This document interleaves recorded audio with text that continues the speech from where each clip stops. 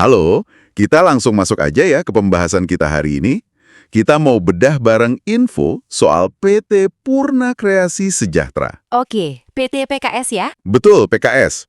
Sumber kita ada dua nih, info dari website resmi mereka, plus ada catatan dari seorang penulis independen namanya Mix 212. Ternyata dia pernah kerja di sana loh. Oh iya, wah ini bisa menarik nih, ada pandangan dari dalam berarti. Iya, harapannya gitu. Intinya, kita mau cari tahu nih, apa aja sih layanan perusahaan ini, terus gimana ceritanya bisa berdiri, dan ya itu tadi, dapat sedikit gambaran dari orang yang pernah ada di dalamnya. Sip. Mari kita kulik infonya buat Anda. Mulai dari mana nih? Oke, kita mulai dari websitenya dulu ya. Di situ tertulis PT Purna Kreasi Sejahtera, PKS, itu bentuknya perseroan komanditer. Pendirian PKS ini ternyata diinisiasi oleh Dana Pensiun Karyawan Taspen, DP Taspen. Nah, ini dia DP Taspen. Dana pensiun kok bikin perusahaan jasa? Biasanya kan mereka fokusnya di investasi portofolio, properti, gitu kan ya? Iya kan? Makanya ini jadi catatan sendiri. Layanannya PKS ini juga macam-macam loh. Ada jasa penyedia tenaga kerja atau outsourcing. Alih daya ya? Iya, alih daya, terus pengadaan barang, jasa percetakan, sampai mechanical, electrical, dan kontraktor juga. Banyak ya? Wah, luas banget cakupannya. Klaimnya gimana? Ada tim yang mumpuni gitu? Klaimnya sih gitu, didukung tim manajemen yang berpengalaman dan berdedikasi. Standar lah ya. Tapi fakta kalau ini dimulai oleh DP Taspen, itu memang nggak biasa. Ini bisa jadi sinyal strategi diversifikasi aset yang cukup berani ya. Atau mungkin mereka lihat ada potensi sinergi kuat dengan jaringan Taspen yang luas itu.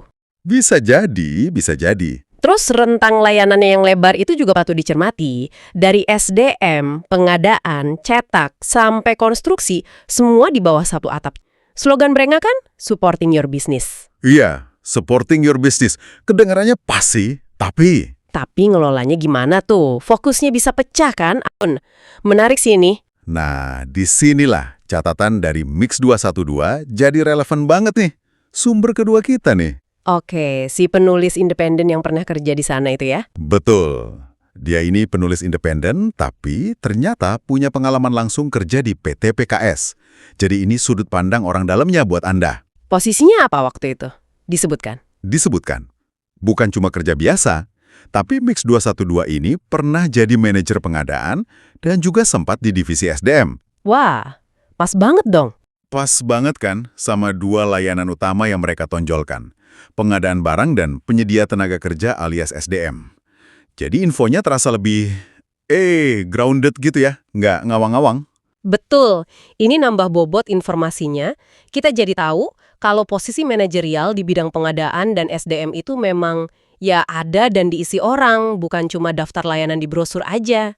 Iya. Ini bikin kita mikir ya, apakah memang dua bidang ini yang paling aktif dan jadi tulang punggung PKS?